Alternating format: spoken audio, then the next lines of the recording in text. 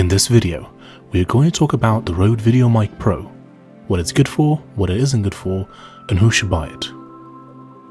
But before we get started, I want to share a service with you which I've been using for over 4 years now on multiple channels. TubeBuddy is a browser extension which allows you to manage and grow your YouTube channel more efficiently. Even the free version, whilst limited, has loads of useful tools, such as a keyword explorer, which tells you the quality of any keywords you type in, and more. If you're interested in trying it out for free, I have an affiliate link down below in the description. And now, onto the video. Let's go over the pros and cons of the Rode VideoMic Pro. Directional microphone. The Rode VideoMic Pro is rather directional and it records in mono. What that means in practical terms is that it tends to focus on one sound source in front of the microphone whilst actively trying to block out something coming from the sides and back. This makes it great for vlogging, recording interviews, and recording voice in general. Due to it being mono, you can't record concerts or music with it, or rather, you can, but they'll be in mono and not in stereo. If you want a microphone which you can pop on top of your camera and can also record in stereo, I would recommend having a look at the Rode VideoMic Stereo, or having a look at some of my other videos where I cover devices intended for recording stereo sources. Battery life. Unlike its smaller brother, the Rode VideoMic Pro, the VideoMic Pro requires a 9-volt alkaline battery. According to Rode, this can provide you with 70 hours of battery life, though please bear in mind that your mileage may vary. So you know, batteries are not included with the device, so you'll want to buy at least 2 as they have a tendency to run out at the worst possible time. Integrated windscreen and shock mount. This microphone has an integrated foam windscreen and a Rode Lyre shock mount. This means that wind and handling noise will be less of an issue, but these implementations will not completely solve the problem. You still need to handle the microphone and camera with care to avoid handling noise, and strong winds will easily defeat the windscreen. In fact, I would strongly suggest investing in a proper, more furry windshield, such as the Rode Mini Windjammer. By the way, you can find links to all the products that I mentioned down in the description. Size. The Rode VideoMic Pro is compact, as it only weighs 85 grams and is just 150 millimeters long. That being said, it feels kind of fragile as a result, so I've personally invested in a hard case for it. I'd say this is a wise investment due to the cable. I'll get into this during the cons section of the video. Sound quality. This mic has a frequency response of 40 Hz to 20 kHz, which is basically the vast majority of the human hearing spectrum. It also features a switchable high-pass filter at 80 Hz to cut mud and rumble whilst leaving speech unaffected. That being said, do bear in mind that the high-pass filter will not be able to perform magic. Yes, it can reduce some of the handling noise that may be present, but the shock mount on the microphone should eliminate most, if not all of it. Additionally, the high-pass filter will not remove wind noise completely. Sure, it will remove some of the lower frequencies, which will help with the sound when your microphone is being blasted by wind, but the best thing you can do is to protect the microphone in the first place by buying a proper windshield for it, like the Rode Mini Windjammer I suggested earlier. You know, the furry one. When a high-pass filter should be engaged is a rather debated topic in the sound community, as there are trade-offs, but ideally you only want to turn it on when needed. Here is a sample of what the Rode VideoMic Pro sounds like, plugged in directly into a Canon 77D. I'm about to show you 6 samples. These are made up of the free modes on the back of the microphone, minus 10 dB, 0 dB, and plus 20 dB, in both auto and manual level mode in the camera. All samples were recorded at arm's length to show you what would happen if you use them in a vlogging/interview scenario.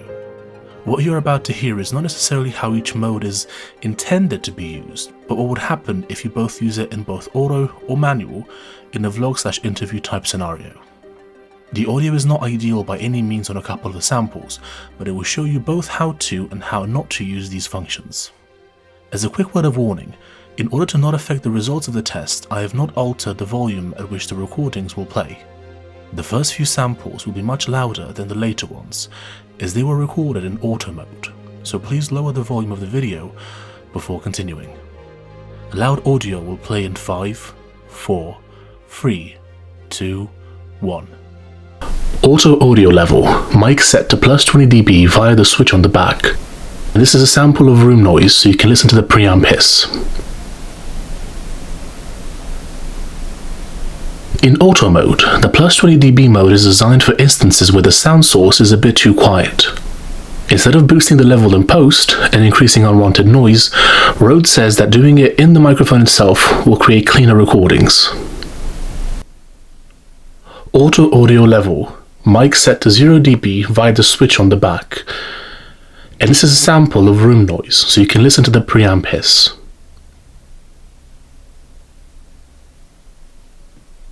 In auto mode, the 0 dB mode is designed for vlogging in neutral environments, where you're recording your own voice so you can't constantly worry about the levels. Auto audio level, mic set to -10 dB via the switch on the back, and this is a sample of room noise so you can listen to preamp hiss.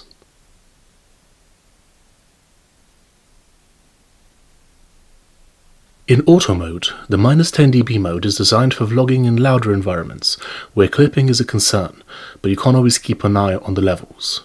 Manual audio level, mic set to +20 dB via the switch on the back. I'm aiming for -12 dB peak, and this is a sample of room noise, so you can listen for preamp hiss.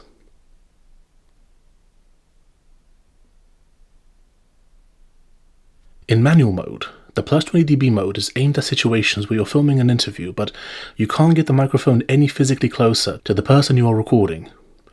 Turning on this mode, according to Rode, will increase the volume of the audio without introducing as much unwanted hiss as you would get if you increase the volume by +20 dB in post. Manual audio level, mic set to 0 dB via the switch on the back. I'm aiming for -12 dB peak, and this is a sample of room noise so you can listen to preamp hiss.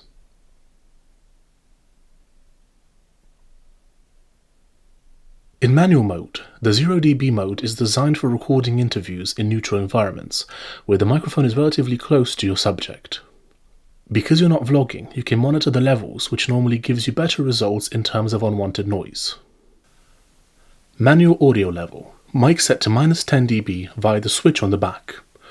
I'm aiming for -12 dB peak, and this is a sample of room noise, so you can listen to the preamp hiss.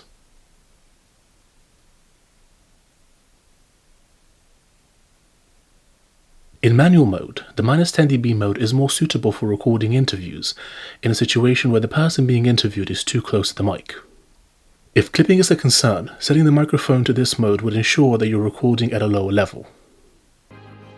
So after editing the video, I realized that the way in which I master my audio on these videos, the samples might not be quite identical to the original audio. They'll be close, but not 100% identical. If you'd like to hear what the samples sound like without being filtered through my mastering process and YouTube compression, feel free to listen to them on my blog. I've included a link to the article down below in the description. Now that I've covered all the pros, let's talk about some of the aspects of the mic that I'm not a huge fan of. The cable. The cable that comes with the microphone is about 6 inches long, which is perfectly fine for most DSLR cameras. It's not too long, but it's not too short. The issue that I have with it is that, as opposed to the Rode VideoMic Pro, the cable is attached to the microphone. With the micro version of this device, the cable is standalone. You can plug it into the mic, and then the DSLR, and you're ready to go. With the Pro version, if the cable breaks, you can't just buy a new one and replace the broken one. That being said, Rode does offer warranty on their products. Manual turn-on. Even though Rode fixed this issue with the introduction of the VideoMic Pro Plus, it's important to bear in mind that the Pro version needs to be turned on and off manually. You might think it is unlikely that you'll forget to turn on the microphone or turn it off before you put it back in your bag, but it's more common than you think.